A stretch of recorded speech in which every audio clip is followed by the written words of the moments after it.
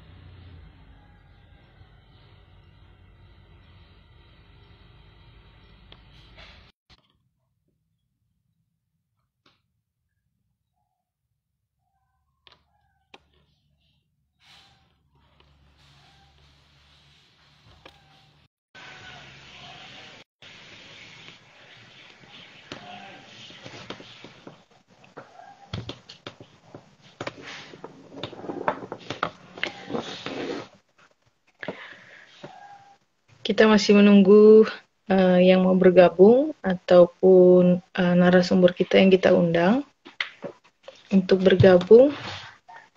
Oke, Mbak Vita sudah bergabung. Halo Mbak Vita, selamat siang. Halo. Halo. Apa kabar? Apakah? Oh baik, ini saya juga mau tanya apa kabar nih? Baik. Lagi di sekolahan? Masih di sekolah ini, sedang di perpustakaan. Oke, sip. Ini apakah kita menunggu yang mau bergabung atau kita mulai saja? Toh nantinya video ini saya akan bagikan juga ke YouTube, karena biasanya lebih banyak lihat di YouTube daripada yang live story ini, soalnya mungkin lagi ada kesibukan nih, lagi jam-jam efektif. Ya, silakan aja, Mbak. Oke, silakan. Apakah suara saya terdengar sangat baik? Baik, jelas. Baik, Kalau jelas. suara Sip. saya bagaimana? Aman. Ini kita baru bersua muka ya, meskipun lewat layar. Padahal punya satu grup. Ya, puasanya masih lancar? Lancar, alhamdulillah ya. Haus-haus sedikit biasalah. Beberapa edisi yang lalu tuh kan sama Mbak Heni kan.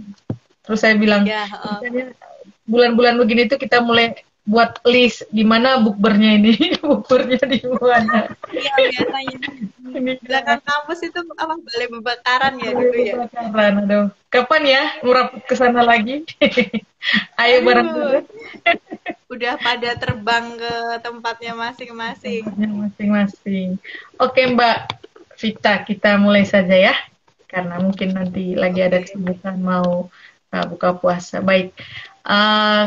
Pertama-tama saya ucapkan selamat siang, selamat bergabung dalam program Dua Layar Dua Perempuan. Saya sangat berbangga hati sekali, Mbak Vita, orang ke-10 yang bersedia untuk berbagi cerita, berbagi pengalaman hidup sebagai bentuk dan cara sederhana kita memaknai Hari Kartini 21 April 2022 nanti. Jadi ini project sederhana, memang sudah pernah muncul tahun lalu, tapi saya tidak mengatur dengan sangat baik, jadi tidak seri seperti ini. Sehingga tahun ini saya lihat cukup banyak perempuan-perempuan di sekitar kita, Mbak Vita dan teman-teman yang sudah mau sharing, dan beberapa list nama yang sedang saya atur jadwalnya juga. Tapi dari hal sederhana itu, saya pada akhirnya yakin bahwa ternyata kita sama perempuan masih sangat dan saling peduli satu sama lain. Dan kepedulian itu juga bisa menjadi starting point kita untuk saling memberdayakan satu sama lain, menginspirasi satu sama lain. Nah, kali ini topik besarnya itu masih sama, Mbak Vita, Kartini modern. Nah, Mbak Vita pasti sudah tidak asing dengan istilah itu kan. Dan mungkin sebelum sampai ke topik itu, nanti ada teman-teman kita yang menyaksikan video ini mungkin perlu tahu dulu ini narasumbernya siapa ini yang cantik ini. Dialeknya juga bukan dialek orang Flores ya, jadi perlu orang Jawa Tulen diri dulu. Dipersilahkan Mbak Vita. Ya, sebelumnya terima kasih sudah memberikan kesempatan untuk bergabung di Dua Layar Dua Perempuan ini. Menurut saya ini sangat inspiratif sekali. Ya, mungkin tadi Mbak Irma bilang ini hanya dari ide sederhana, tapi memang saya wah ini keren nih gitu loh. Maksudnya mungkin dari sekedar obrolan biasa, tapi kita bisa menemukan hal-hal yang inspiratif dan juga bisa kita adaptasi dari sesama perempuan gitu. Ya, saya Vita Rahmawati. Saya memang bukan orang Flores.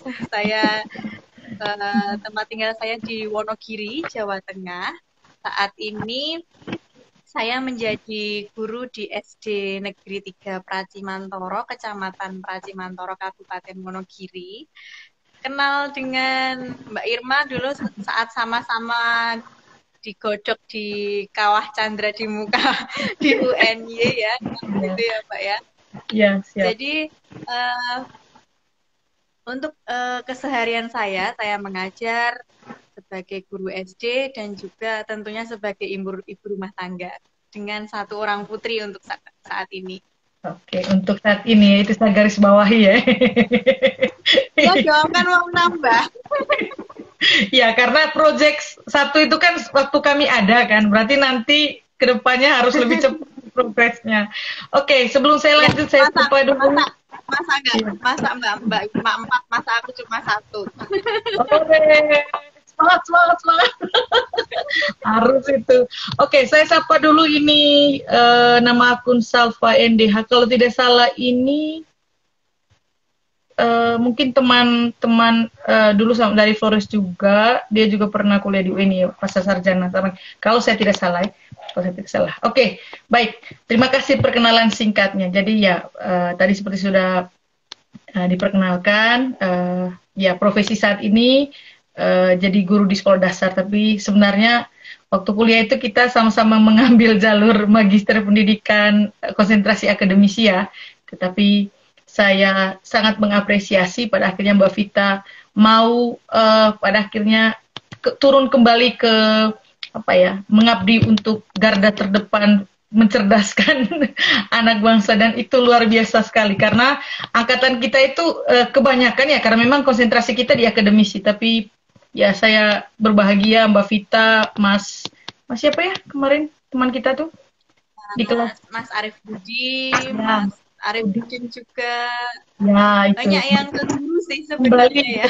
Ke guru ya, padahal basicnya sudah mumpuni untuk jadi dosen sebenarnya atau bidang-bidang yang lain. Tapi ya ini berarti kita sudah bisa menangkap bahwa ada spirit yang luar biasa yang tidak semua orang akan miliki.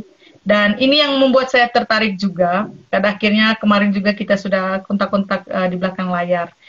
Apa sih sebenarnya yang Mbak Vita ingin mau bagikan, kasih minta clue di saya bilang apa saja yang Mbak Vita pernah jalani, pernah alami, yang Mbak Vita rasa bisa dibagikan untuk bisa kami beradaptasi, tadi katakan bisa jadi inspirasi untuk kami. Nah, sebelum sampai ke situ, kalau saya mau tanya dulu, ya pertanyaan ya klise ya sama seperti di sebelumnya. Arti Kartini versi Mbak Vita saat ini di era modern dengan kemajuan teknologi informasi, perspektif gender yang sudah berbeda, lalu kondisi sosial yang juga sangat dinamis. Arti Kartini versi Mbak Vita itu bagaimana sih sebenarnya? Kami mau perlu dengar dulu itu. Silahkan Mbak Vita. Iya. Menurut saya untuk di era sekarang ini, Kartini itu sebenarnya ya hampir sama dengan Kartini zaman dulu ya. Jadi menurut simpelnya itu pejuang wanita yang tidak meninggalkan kodratnya gitu ya. Jadi mungkin sekarang banyak sekali wanita yang sudah berkarir di luar, beda dengan zaman dahulu yang hanya di rumah. Tetapi dalam hal ini yang harus kita garis bawahi adalah kita tidak boleh meninggalkan kodrat kita sebagai seorang wanita, sebagai seorang istri dan juga ibu ya. Jadi dalam hal ini saya sebagai pendidik, uang saya mencerdaskan kehidupan bangsa, ibaratnya waduh, mencerdaskan anak orang lain. Nah, apa namanya, anaknya sendiri juga harus lebih cerdas dong gitu lah. Yeah. Jadi harus Kartini zaman sekarang itu harus benar-benar bisa menempatkan diri kapan dia berkarir, kapan dia juga ada untuk keluarganya begitu. Oke, baik, saya tangkap. Pejuang wanita yang tetap ya menjunjung tinggi kodratnya sebagai perempuan, tapi ternyata juga bisa berdaya dengan berbagai potensi yang sudah dimiliki. Gitu. Dan itu saat ini itu peluangnya sangat amat jauh lebih besar kita ketahui dibandingkan di masa Kartini. Oke, halo, kayaknya lagi lag ya. Oke, kayak lag sedikit sinyalnya Mbak. Hilang kan? Oke, sinyal sedikit. Oke, baik. Pas, aman sudah. Oke, Mbak Vita. Nah, bicara soal sebagai pejuang wanita. Nah, berarti kan ada konsep perjuangan nih dalam jejak pengalaman hidup karirnya Mbak Vita sampai pada titik ini, khususnya lebih kepada ya struggle-nya Mbak Vita dalam mencerdaskan anak bangsa di dunia pendidikan dan mungkin dunia parenting atau dunia lain yang sangat dekat dengan kehidupannya Mbak Vita. Mungkin bisa di-sharing kepada kita, seberapa struggle-nya kah perjuangan itu, ya sebagai guru saat ini, dari versi Mbak Vita sendiri. Dipersilahkan. Untuk yang pertama kali itu tentunya berjuang dengan waktu ya. Dalam hal ini sebagai guru kita dituntut untuk bekerja di sekolah. Dengan kata lain kita juga meninggalkan anak kita di rumah. Jadi yang pertama kita istilahnya mengorbankan waktu, berjuang dengan waktu itu. Kemudian juga tantangan mengajar, terutama untuk anak SD, itu semakin kesini itu semakin susah ya. Jadi apalagi setelah masa pandemi ini, ya kalau mungkin di awal-awal saya mengajar itu anak belum terlalu kenal dengan handphone, jadi masih ibaratnya masih diminta untuk belajar itu masih mudah gitu. Kemudian karena ada pandemi dan juga mereka harus beradaptasi dengan PJJ dan mau tidak mau mereka itu harus memegang HP ya, selain untuk belajar online begitu. Tapi di sisi lain pengaruh-pengaruh dari handphone itu sendiri juga luar biasa. Jadi di sini saat ini sudah, kalau di Flores sudah tatap muka entah? Belum sih. Kemarin sebelum ini kami kan mau hari raya nih, masih sif-sifan. Tidak tahu setelah nanti libur Lebaran selesai juga akan berdekatan kan. Nah, tapi kalau dengar-dengarnya sih kayaknya mau akan tatap muka full gitu setelah itu. Oh, oke. Di sini sama sih, ya sudah tatap muka tapi masih 50% gitu ya. Jadi PJJ yang hampir selama 2 tahun itu ternyata memang berpengaruh sekali lah buat perkembangan anak terutama. Jadi saat mereka itu kembali ke sekolah itu tantangan bagi guru itu benar-benar kebiasaan belajar itu harus dimulai. Banyak hal-hal yang karena mungkin mereka terlalu lama di rumah begitu, jadi kebiasaan-kebiasaan belajar di sekolah itu harus kita biasakan dari nol lagi begitu. Seperti misalnya kalau dulu sebelum PJJ kan literasi 15 menit itu sudah bisa berjalan efektif gitu. Dalam artian guru tidak harus dikte ini kamu gini gini gini. Mereka sudah oh sebelum pembelajaran udah ambil buku, udah baca dan sebagainya. Tapi setelah PJJ ini ya kebiasaan baik itu harus kita kenalkan lagi, harus kita mulai dari nol lagi lah istilahnya seperti itu. Kayak tombol startnya baru ditekan lagi. Iya, jadi kadang saya ngajar kelas 5 ya. Aduh, perkalian mereka hilang semua ini kemana ini? Jadi benar-benar tantangan tersendiri lah untuk kita sebagai guru untuk ya jangan sampailah jadi lost generation gitu ya. Jadi harus kita kembalikan lagi gimana potensi-potensi mereka biar bisa berkembang lagi begitu setelah mudah-mudahan ya segera berakhir pandemi ini begitu. Iya. Oke, berarti apa ya? Struggle-nya itu kayaknya lebih kuat untuk para guru di garda terdepan ya, khususnya guru-guru sekolah dasar ya. Berarti saya mulai hari ini cukup untuk mengeluh karena ya meskipun kami juga menghadapi itu ya, lost learning itu, lost generation itu ya dengan perkuliahan yang ya tatap muka, daring, dan ya itu efeknya besar. Tapi saya rasa yang paling susah itu kan di usia-usia sekolah dasar. Dan luar biasa sekali Mbak Vita dan teman-teman pada akhirnya tetap bisa survive mau tidak mau ya. Nah, tapi ini menarik Mbak Vita. Pastikan tadi yang digambarkan tadi di awal itu kan kayaknya tidak sesederhana itu. Khususnya bagaimana juga guru sekarang di posisinya Mbak Vita mencoba memahami bahwa ya ada gap juga dengan antara pembelajaran yang sebelum pandemi dengan pembelajaran sekarang yang mau tidak mau juga tadi mereka harus melek teknologi, bahkan ya mau tidak mau guru juga harus menerima bahwa gadget itu juga bagian dari perangkat pendukung pembelajaran. Nah, tapi kan kita juga tahu nih dampak buruk gadget itu kan ya luar biasa kalau tidak diatur sedemikian rupa.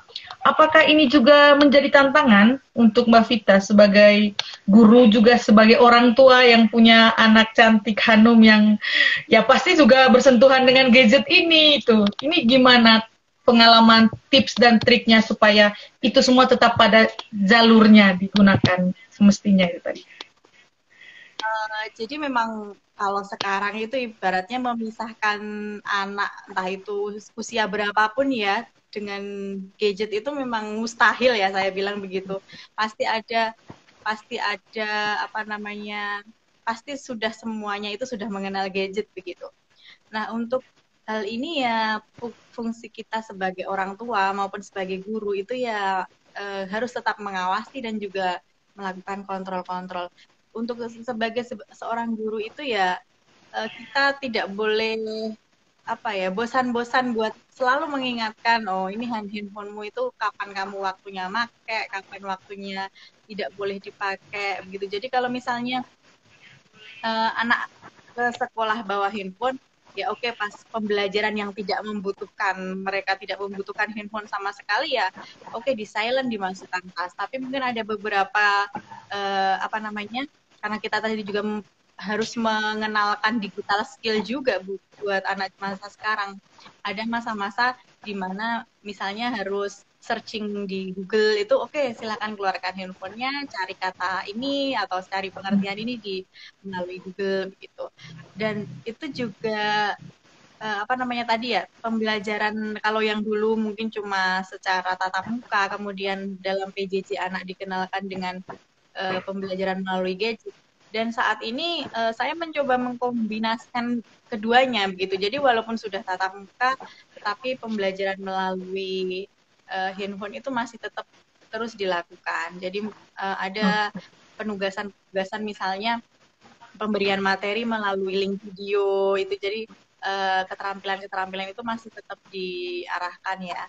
Dan untuk ya itulah, untuk ngontrol itu ya kalau untuk murid saya ya otomatis harus kerjasama juga dengan orang tua. Jadi guru di sini ada yang memberi apa namanya Penugasan. bekerja sama dengan orang tuanya. Saya izin untuk membuka-buka handphone anak-anak gitu. Jadi jadi kita bisa ngontrol situs-situs apa yang mereka konsumsi begitu.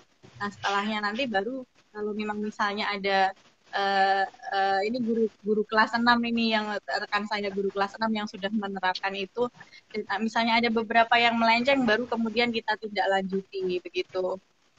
Jadi kita membebaskan ya, bagaimana ya, membebaskan dalam artian siswa itu menggunakan gadget, tapi ya juga kita harus mengawasi dan juga mengontrolnya gitu. Kalau untuk anak saya Sanum, Mbak, bukan Sanum. Oh iya, sorry. Karena Shanum. Oke. Sorry ya Shanum. Kalau di rumah ya, di rumah itu memang kalau ibunya pulang udah malah mau lihat handphone mama gitu. Tapi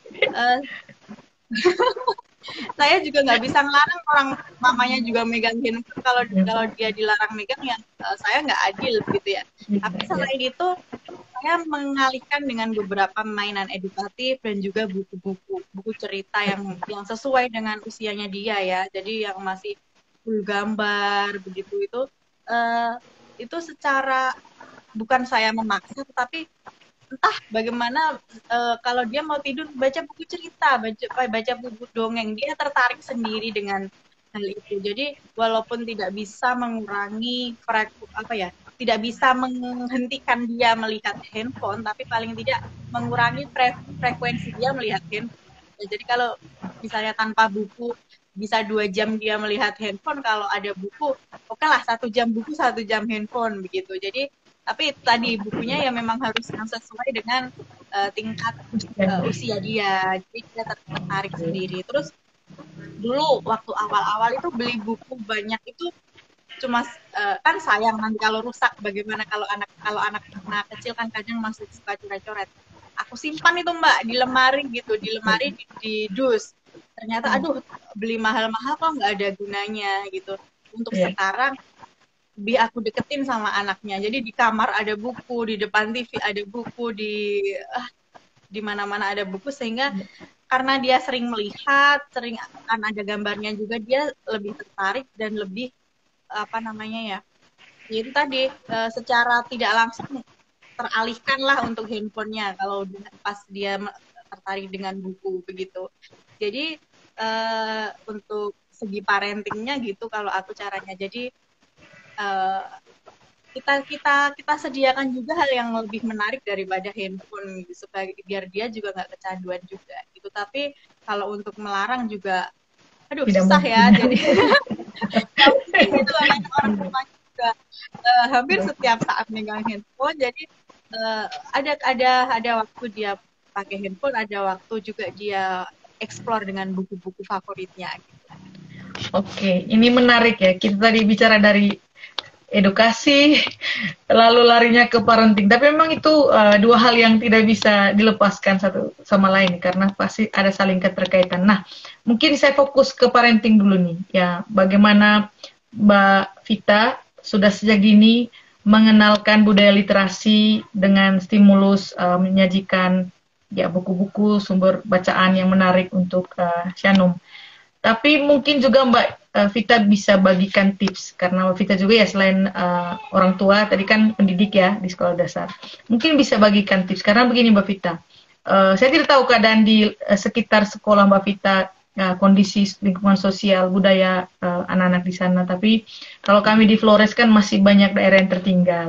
Jadi ketakutan untuk gadget itu ya 11-12, karena masih ada daerah pun bahkan sinyal listrik juga tidak ada, dan itu juga struggle lain dari sisi seorang guru di pedalaman itu, dan mungkin bukan hanya di Flores, juga di belahan Indonesia Timur Barat juga masih ada yang begitu. Nah, kalau tadi saya katakan di teknik parenting dengan untuk menciptakan budaya literasi dengan keterbatasan buku-buku referensi yang tidak semua orang tua miliki, kira-kira Mbak Vita bisa kasih tips mungkin apa saja yang bisa dilakukan oleh kita sebagai ibu, entah yang bekerja atau yang tidak, yang mungkin punya keterbatasan untuk akses bahan bacaan. Karena jujur buku bacaan yang murah saja di sini, yang murah di Jawa itu di sini tuh mahalnya minta ampun. Makanya Mbak Vita lihat saya sangat tergila-gila membawa buku dan membeli buku selama di sana ya untuk supaya di sini bisa digunakan karena akses itu masih sulit. Ada sih buku di perpustakaan-perpustakaan sekolah, tapi ya lucunya kami di sini tuh ya ini hasil penelitian ya.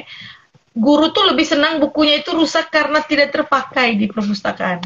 Dipajang rapi. Kalau rusak karena bekas dipakai oleh anak itu kayaknya dosa besar dan sayang. Ya, ini saya bisa buktikan dengan data dan fakta ya karena saya pernah penelitian soal itu. Nah, kira-kira nih bisa kasih tips tidak cara menstimulasi anak-anak supaya tetap punya kemampuan literasi dan di lingkungan keluarganya tetap punya budaya literasi meskipun punya keterbatasan itu tadi bahan bacaan. Kira-kira bagaimana menurut Mbak Vita?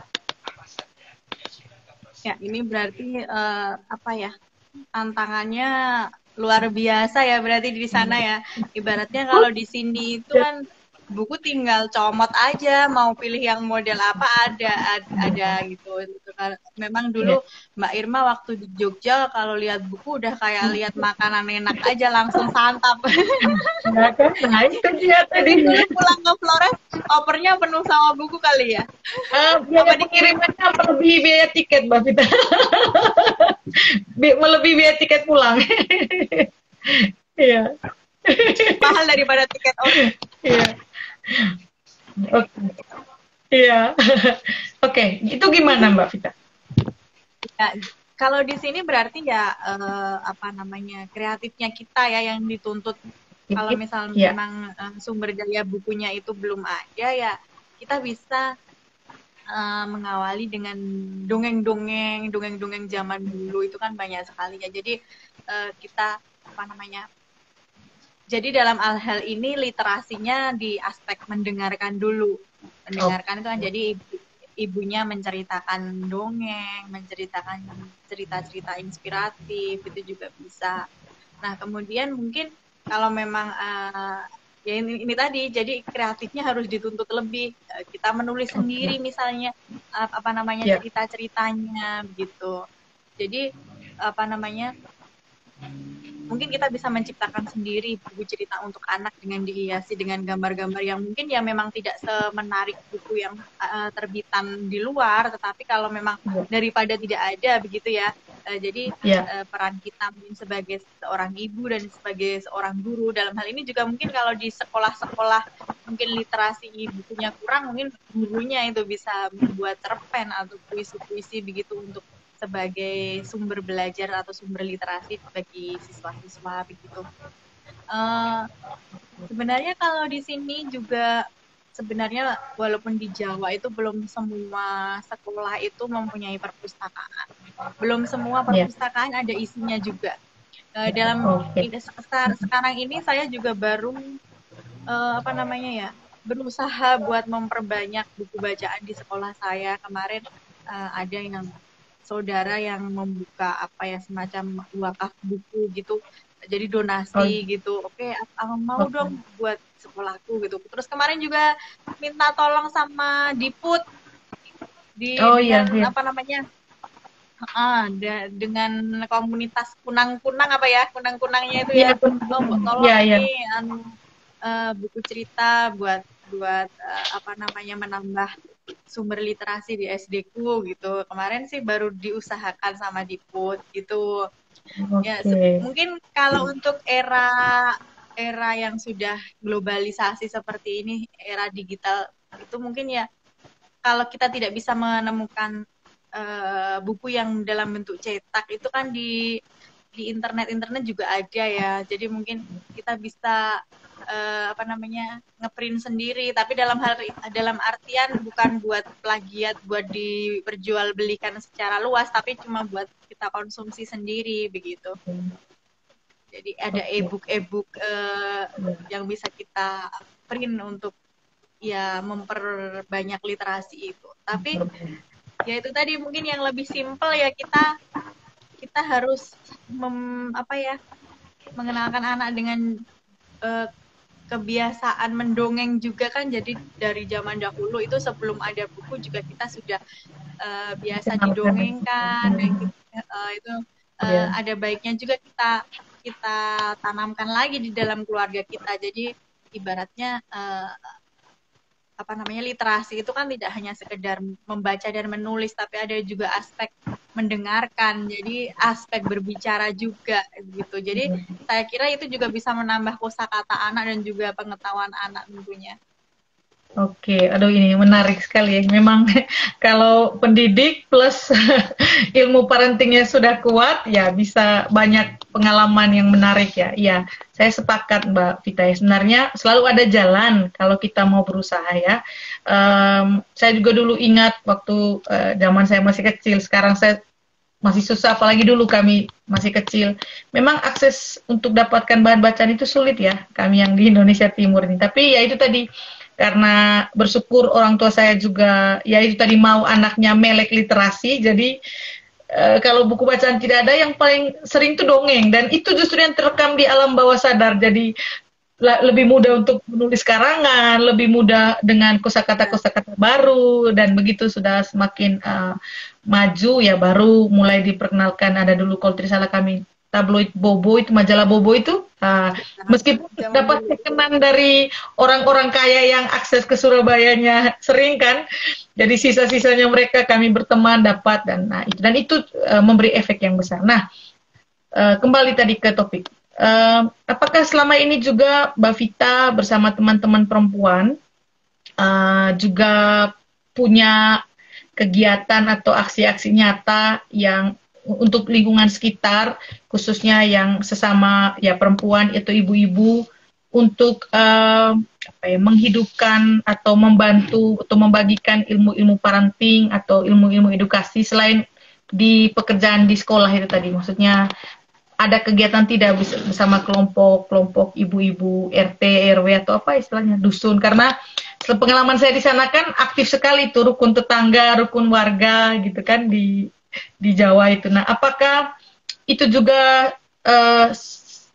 sekarang ini dilakukan oleh Mbak Vita, dan mungkin tahu efeknya seperti apa atau tantangannya seperti apa bagi pembentukan kepribadian anak atau ya perkembangan ilmu parenting itu sendiri? Mungkin pernah punya pengalaman gitu. Kalau untuk kegiatan yang sifatnya rutin gitu belum ya Mbak ya. Jadi paling cuma sharing aja, sharing antar sama orang tua. Anakku kayak gini, gimana solusinya, baru sekedar itu. Kalau kemudian saat misalnya kalau anak-anakku kan masih balita ya, jadi kadang kan ikut apa itu posyandu gitu ya. Jadi misalnya ada ibu yang cerita mungkin anaknya tantrum karena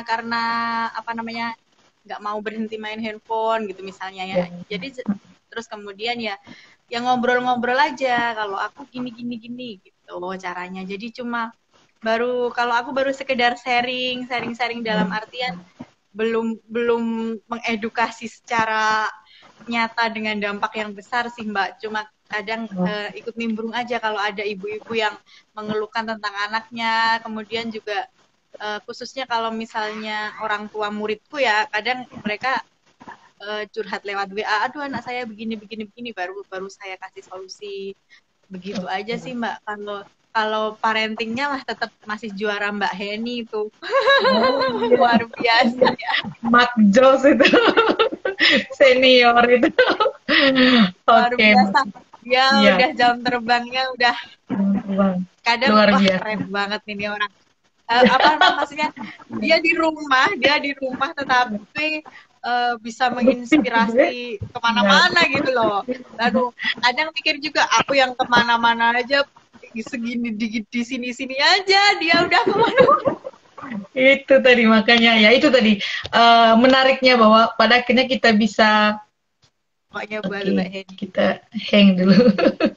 Ya, menariknya bahwa kita bisa satu frame, dan pada akhirnya kita ya dari cerita obrolan ini kita saling berbagi tadi yang Mbak Heni dengan ceritanya, dan kita bisa lihat bukti nyatanya. Mbak Vita juga tadi tidak kalah kerennya dengan tugas dan tanggung jawabnya di sekolah dan tugas tanggung jawabnya di rumah juga. Nah, Oke, saya lanjutkan lagi beberapa poinnya. Em, Sekarang kan ya itu berkarir, sudah PNS ya Mbak Vita ya? Masih Sudah C, PNS. Mbak. C-nya Oh, belum hilang. Ya ini oke. saat ini sedang Proses. pendidikan dasar ya untuk pendidikan latsar. Jadi ya mudah-mudahan tahun ini C-nya bisa hilang lah, Mbak. Oke, puji Tuhan. Nah, tidak apa-apa. Itu semua proses ya. Kita nikmati saja ini. Nah, berarti kan ya ibu bekerja plus punya tanggung jawab harus tetap jadi ibu apa tuh apa bunda ya dipanggil oleh Syanu. Bunda apa ibu? Dia itu kadang ibu, kadang mama, suka-suka dia. Kalau lihat Oh yang iya. misalnya tokoh kartun yang manggil ibunya bunda, dia ikut bunda. Kalau lihat tokoh kartun yang manggil ibunya mama, dia ikut mama. Oke, itu tadi. Gitu Nah, sih. itu Seringnya kan ya tidak ibu atau mudah ya. mama. Iya, itu kan juga ya gampang-gampang sukar ya. Harus tetap produktif untuk lingkungan kerja, tapi juga harus ya tetap memikul tanggung jawab yang tidak bisa terelakkan sebagai ibunya Shanum dan suaminya istrinya Mas Tri. Saya ingat Masih ingat jelas nama itu Mas suamiku Tri. ya? Oh, jelas dong. Ya. Nah, bagaimana cerita pergumulan mencoba menyeimbangkan semua posisi itu dan hidup di apa ya di sana di Jawa yang dinamikanya itu terasa sekali. Kalau kami di Flores ini kan ya slow-slow lah, tidak terlalu sedinamis yang di sana gitu. Itu bagaimana Itu menyeimbangkan semua itu? sampai saat ini pun masih dalam proses berusaha ya, Mbak. Maksudnya benar-benar mengatur waktu itu penting banget. Membagi waktu di mana kita harus menyelesaikan pekerjaan dan kadang itu pekerjaan itu tuntutannya apa namanya tidak bisa kita selesaikan di jam kerja aja gitu. Jadi Oke. kadang pekerjaan itu apa namanya mau tidak mau harus kita bawa pulang. Sedangkan di rumah juga ada anak dan keluarga yang harus kita perhatikan. Nah di sini memang dilematis sekali ya. Kadang pengen me time, pengen quality time sama anak sama suami, tapi dalam Realitanya,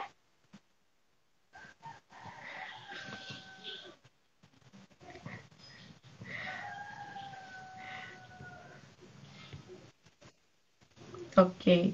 ngelek Real, lagi ya. ya, realitanya tidak semanis yang diinginkan ya. Saya sering melihat Nah di jadi memang postingan itu bahwa kerjaan di rumah.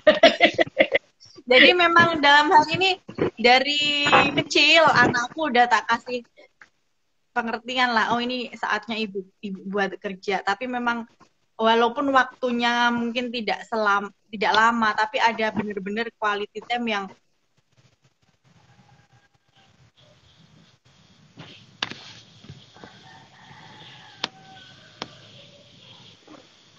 Oke, okay.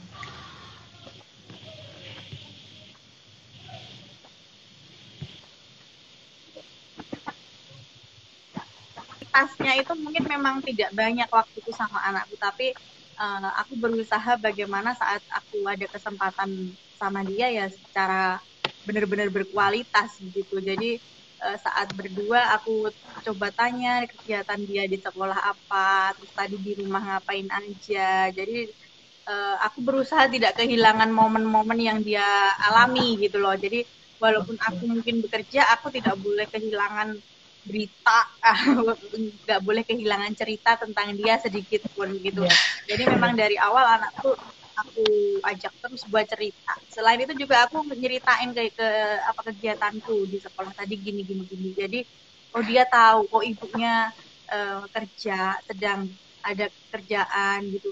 Jadi begitu begitu juga dengan suami ya Mbak. Maksudnya dalam hal ini sudah dari awal mengizinkan aku buat berkarir, otomatis juga ya kami juga ada kesepakatan-kesepakatan di mana ya alhamdulillah dia paham lah kalau aku pas lagi banyak lemburan ya nggak nggak apa ya nggak menuntut mbok ya di rumah mbok ya sama keluarga nggak gitu tapi kan juga ada kalanya juga itu tadi quality time itu harus ada, curi-curi waktu lah buat Bisa. melipir bertiga gitu atau sekedar Iya. ngobrol-ngobrol santai sama keluarga begitu. Jadi selama ini alhamdulillahnya itu walaupun aku bawa pulang kerjaan ke rumah, itu anak sama suamiku udah paham, oh ibu sedang kerja, nggak boleh diganggu gitu. Paling nanti ada beberapa yang memang kalau misalnya anakku sudah ngantuk, ayo sama aku dulu gitu. Jadi ya nggak apa-apa lah gitu. Tapi tetap berusaha apa ya, jangan sampailah membawa pulang pekerjaan kalau nggak kepepet banget. Jadi sebisa mungkin pekerjaan di Iya. rumah ya pekerjaan di sekolah ya diselesaikan di sekolah, di rumah ya pekerjaan rumah sama anak-anak begitu. Tapi ya itu tadi ada kadang ada momen-momen tertentu yang terpaksa harus membawa pulang pekerjaan di rumah, tetapi ya dengan pengertian keluarga dan juga apa ya namanya, ya yang penting kita komunikasikan lah sama anak ya Komunikasi. terutama. Iya. Jadi kita cerita kegiatan kita tanya juga kegiatan dia itu apa. Jadi perhatian buat anak terutama itu ya jangan sampai terlewatkan gitu. Jadi walaupun Iya. tidak 24 jam fisik kita bersama, tapi pokoknya apa yang terjadi sedikit pun di anak itu orang tua harus tahu. Iya ya, oke, itu menarik. Em, tapi saya juga punya pengalaman lucu nih, Mbak Vita. Waktu kita pandemi kan, saya kan 4 kan, Krucil ini kan 4. Oke, satu SMA, satu SMP, satu SD, satu TK. Nah, terus emaknya kerja dari rumah. Nah, bayang nggak itu rempongnya bagaimana? Ya, ini baru Makanya, mau baru ya. baru mau tanya ini, aku satu aja kadang aduh gitu ya. Ini 4 Iya. gimana itu Mbak tipsnya Mbak? Untungnya yang paling rempong sih yang ya laki-laki ini yang SMP 1 sama yang TK ini kan. Nah, kalau yang cewek tuh Dika. justru lebih mandiri. Nah, Shanum ya, Dika itu aduh luar biasa. Surat cinta dari gurunya itu nanya LKPD-nya belum disetor nih, aduh pusing. Jadi tambah lagi kan bisa seharian ketemu mereka kan. Mana saya harus bagi waktu dengan kuliah Zoom. Jadi saya pikir pandemi ini ya jadi saya pada akhirnya mengambil kesimpulan sebenarnya eh, bukan kuantitasnya yang paling diutamakan tapi kualitasnya, karena toh pada akhirnya saya belajar, saya bandingkan kalau saya kuliah tatap muka berarti kan saya punya jam pasti nih, ke kampus jam berapa, pulangnya jam berapa, udah selesai. Tapi kalau kuliahnya dari rumah itu susah ngaturnya, jadinya kecampur-campur, jadi nggak fokus di satu ini, nggak fokus di satu ini, jadi ya itu rempongnya bertambah gitu. Tapi ya pada akhirnya semoga pandemi ini berlalu dan kita mereka punya waktu di luar sekolah sampai jam berapa, saya juga di kampus sampai jam berapa, dan ketika di rumah sudah sama-sama fresh. Oke Mbak Vita, ini beberapa pertanyaan terakhir ini. Meskipun sinyal kita kayaknya kurang-kurang bagus ya. Ini daerah kecamatan apa nih supaya saya laporkan nih Pak Jokowi ini? Ini daerahnya beliau ini. Masa sinyalnya begini? Aduh, gimana ini? Apa Mbak? Oke. Putus-putus po? Iya, kelihatan di layarnya putus-putus. Punya saya stabil apa putus-putus? Kadang hilang. Tak kirain sinyalmu. Sinyal kayaknya. Oke, ini beberapa pertanyaan terakhir.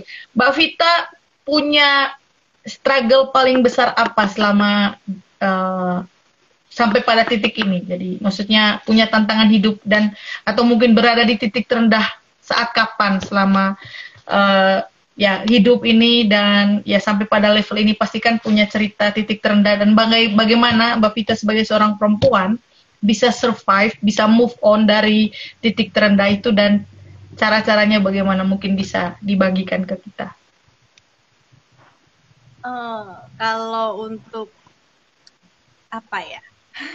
Sebenarnya sih yang namanya titik terendah itu seperti roller coaster ya, jadi tidak hanya di satu titik aja. Jadi ada saat Beberapa. beberapa titik kita ada di titik terendah gitu ya kan gitu. Jadi titik bawahnya kan tidak cuma satu gitu ya. Kalau buat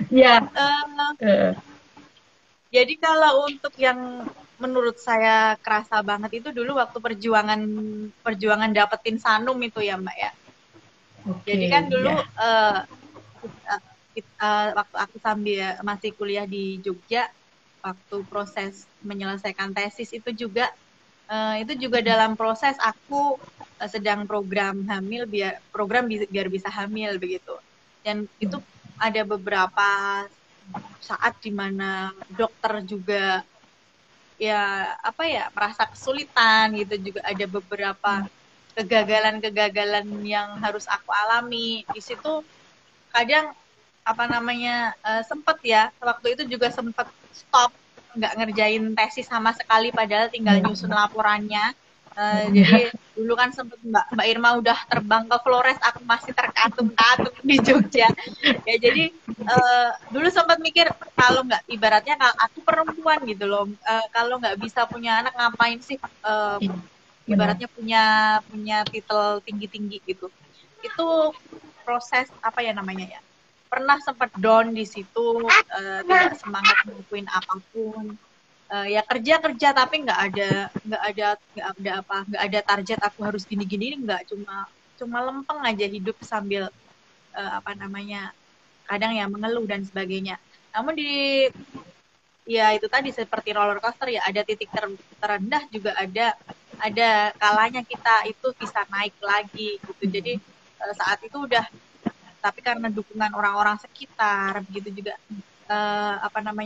oke lah, harus semangat gitu. Akhirnya bisa hamil, bisa dapat Sanum, sehingga saat itu juga tesis harus kelar. Gimanapun nanti anakku akan lebih bangga punya ibu seorang magister dong gitu ya. Jadi itu naik lagi begitu.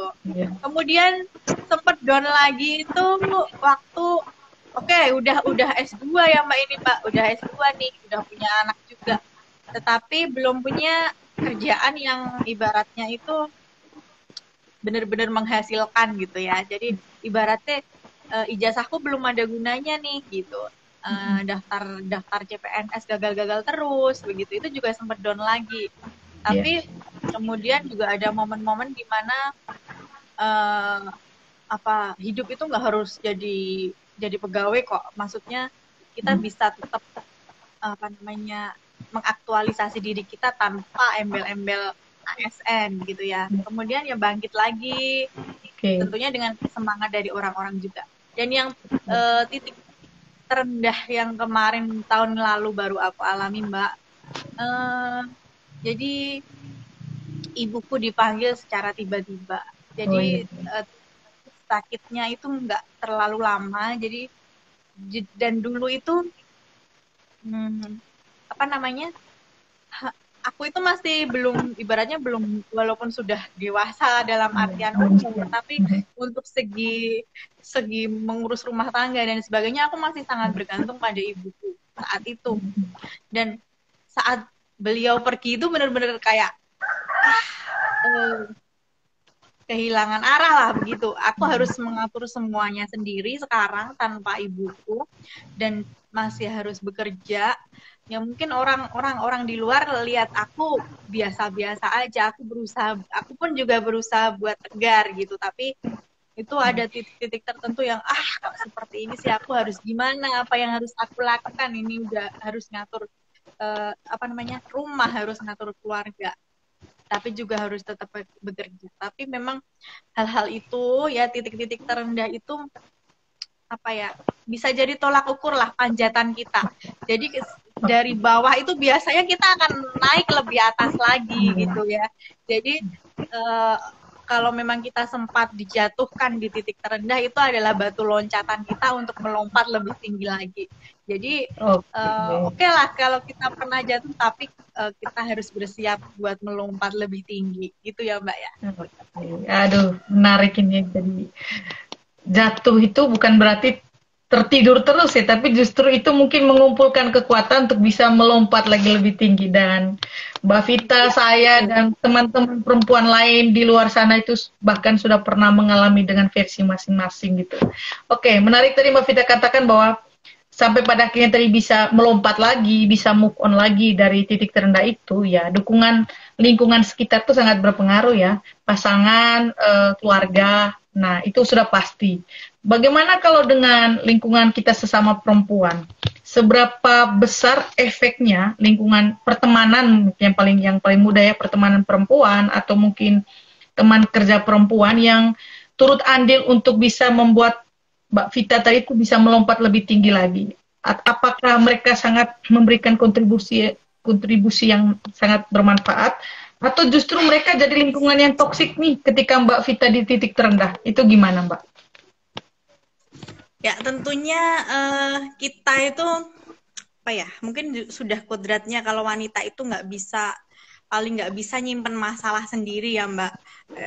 Kalau pria kan kadang ada masalah dipendem sendiri, diselesaikan sendiri, udah kelar. Tapi kalau kita pasti ada teman-teman di sekitar kita atau mungkin juga saudara perempuan kita yang kita jadikan tempat curhat gitu ya.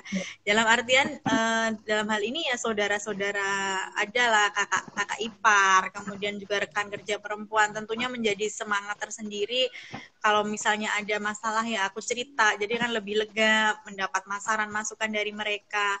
Kemudian juga kita belajar dari perempuan di sekitar kita gitu loh. Jadi kita punya masalah tetapi ada kok yang lebih masalahnya lebih berat daripada kita. Jadi kalau dia aja bisa kuat setegar itu dengan masalah yang kalau kita di posisi dia kita mungkin nggak nggak bisa. Kenapa kita enggak gitu. Jadi dalam artian ini memang kenapa aku tertarik banget sama programnya Mbak Irma ini. Jadi kan memang wanita itu butuh sharing yang benar-benar kita curhat, tapi juga kita perlu menggali inspirasi dari perempuan yang lain juga gitu. Jadi kalau aku gitu sih Mbak, jadi memang nggak bisa ya aku simpen masalahku sendiri. Biasanya ada sahabat, ada saudara yang memang aku ceritakan masalahku, bagaimana ditanya solusinya ini gimana kalau kayak gini, dan juga aku melihat di sekitar yang lebih ibaratnya yang lebih berat masalahnya daripada kamu. Jadi kita harus belajar juga, dia bisa tegar, kita harus bisa lebih tegar dong gitu. Iya. Gitu sih Mbak. Oke. Iya menarik. Pada akhirnya ketika kita saling sharing itu kan cara healing kita perempuan sebenarnya yang semua versi perempuan tuh pasti ada di circle yang itu kan. Kita tetap butuh untuk sharing, untuk meluapkan, karena memang ya kita nih hanya butuh didengarkan kok, tidak butuh. Iya, kadang kan ngomel-ngomel sendiri ya sama suami, gini dia bilang sabar gitu aja udah. Selesai, tidak usah beri masukan, karena toh masukannya juga nggak akan diikuti oleh kita. Iya, jadi, benar. Suami bilang A, kita tetap pokoknya B gitu ya. Nah itu yang ya lahir juga ya apa istilah ungkapan terserah itu kan ya sebenarnya syarat makna, yaitu mau tahu tentang kompleksitas perempuan ya di kata terserah itu ya sebenarnya. Oke.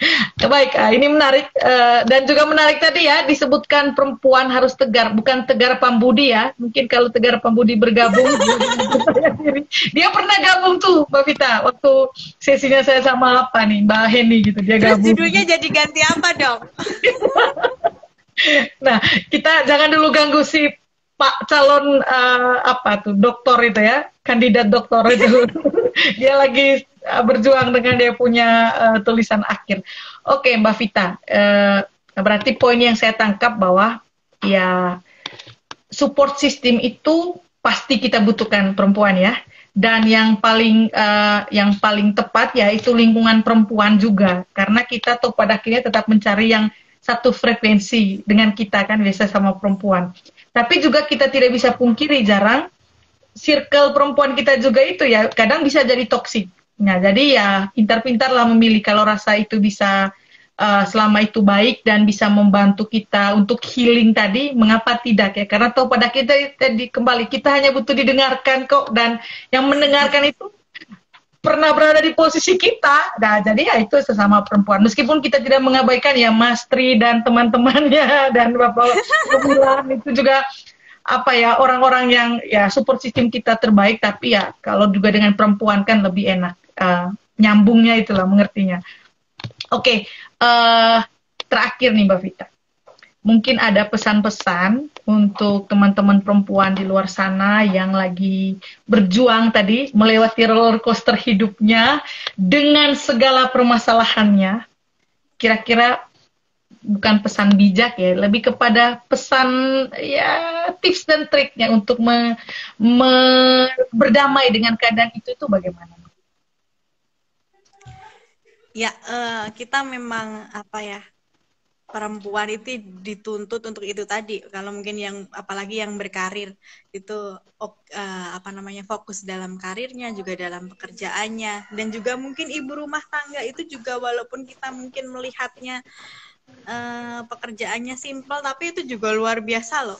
Jadi mereka benar-benar mengatur mentalnya seharian penuh di rumah dengan kerumitan pekerjaan itu. Kalau pesan saya ya sebagai perempuan itu, walaupun kita harus memberikan yang terbaik untuk keluarga dan orang sekitar kita, tetapi ada kalanya itu kita perlu menghargai dan memberi hadiah untuk diri kita sendiri. Oke. Jadi, caranya bagaimana? Ada saat simpel apa? Cara menghadiahi diri sendiri bagaimana? Jadi mungkin ya ada saat-saat tertentu, misalnya kita pengen sesuatu, ya udah beli gitu loh. Kalau kita pas pengen jalan-jalan bener-bener me time lah gitu, lakukan gitu. Kalau ibaratnya sih simpelnya, kalau aku Mbak, kalau pas pengen nggak ngapa-ngapain, pengen tidur ya tidur gitu. Itu udah bener-bener me time loh tidur itu ya. Ya kalau memang udah bener-bener capek dengan segala beban, segala pekerjaan itu, kalau pas pengen tidur ya tidur. Perkara nanti makanan belum ada, ya udahlah beli gitu. Jadi karena ya kadang itu, jadi apalagi kalau kita dengar berita-berita yang kemarin ya Mbak, seorang ibu yang ya sampai melakukan itu untuk anaknya, itu kan sebenarnya berarti dirinya itu sebenarnya tertekan gitu ya. Sebenarnya nggak mungkin lah ada seorang ibu yang mau menyakiti anaknya, tetapi karena mungkin pengelolaan emosinya, masalah-masalah yang menumpuk hingga akhirnya terjadi seperti itu. Jadi itu tadi ya, me time itu penting. Pokoknya bahagiakan orang lain, tetapi bahagiakan juga dirimu sendiri dengan hal yang, ya kalau aku ya bisa tidur berapa jam tanpa gangguan itu udah oke lah gitu. Ya, jadi oke, Mas Tri, jadi, ditonton ya Mas Tri, tolong jatah tidurnya diperbanyak. Aku dibiarin tidur aja udah bahagia kok. Iya, oke, ya, jadi itu kita harus menghargai diri kita sendiri, harus kelola stres kita sendiri juga. Jadi kalau kita sudah bisa berdamai dengan diri kita sendiri, kita bisa melakukan apapun, bisa berkarya dengan potensi dalam diri kita sebebas-bebasnya. Asal itu tadi, jadi sebagai wanita kita nggak boleh tertekan dengan tuntutan-tuntutan di luar sana, pekerjaan dan keluarga, tetapi juga harus kita hargai kebahagiaan kita sendiri, itu juga kita harus perhatikan gitu. Oke, sip ya. Aku sangat bahagia ya, karena kita tuh ceritanya jadi kompleks ya, dari pendidikan, parenting, psikologi. Oke, nah itulah serunya. Udah melebar kemana-mana ya. Ya, tapi kan ya semua pada akhirnya memang ya seperti apa ya, lingkaran yang ya, tidak ada putusnya dan saling berkaitan satu sama lain ya. Kalau mau dapatkan kualitas perempuan yang ya semaksimal mungkin, berarti kondisi mentalnya juga akan harus maksimal gitu ya.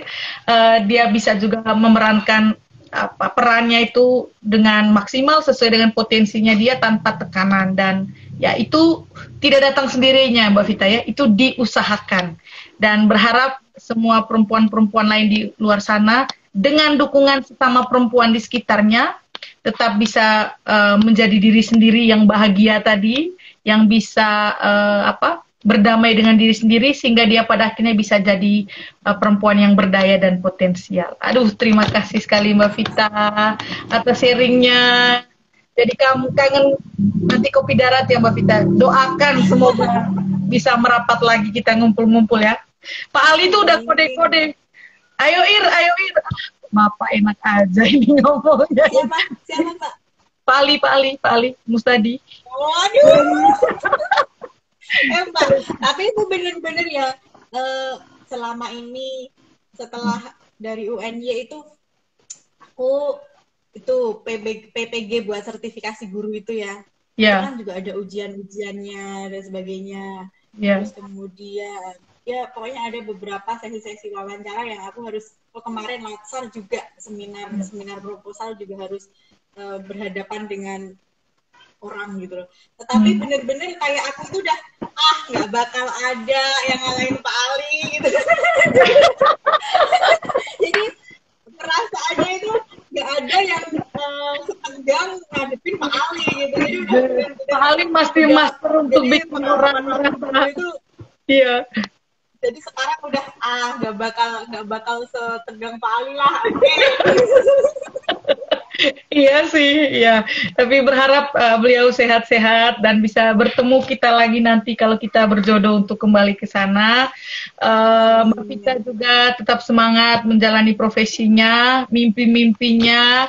Cepat siapkan untuk adiknya Shanum ya, supaya kalian. Oke, tahun ini guys. Oke, gaspol.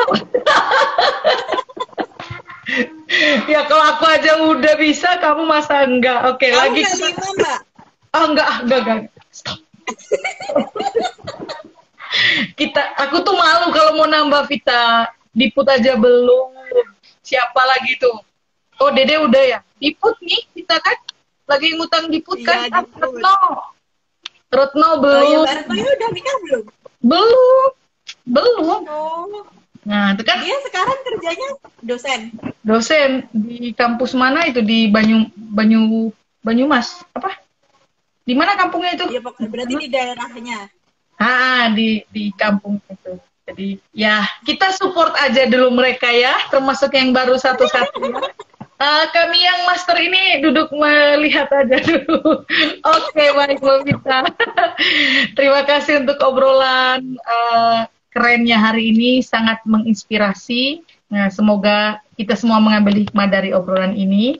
Semoga kita bisa bertemu lagi di sesi-sesi atau proyek-proyek keren lainnya. Nanti kita saling sharing saja. Kira-kira proyek apa nih yang menarik untuk kita perempuan ke depan? Oke. Nanti aku tunggu undangan berikutnya ya, Mbak. Mungkin setelah setelah tema Kartini ini nanti mungkin ada tema-tema yang lain. Siap deh bergabung lagi. Siap. Terima kasih dukungannya. Baik, terima kasih juga untuk semua followers yang sudah nonton. Ini teman saya, ini Suster di Biarawati. Dia juga kemarin jadi pemateri. Terima kasih sudah bergabung. Nanti teman-teman yang akan menyaksikan ini lebih versi lengkapnya bisa juga dilihat di YouTube saya. Terima kasih Mbak Vita sekali lagi. Salam buat Shanum dan Mas Tri. Semoga sehat selalu. Sampai jumpa. Selamat siang. Ya, selamat siang. Salam juga buat keluarga. Oke.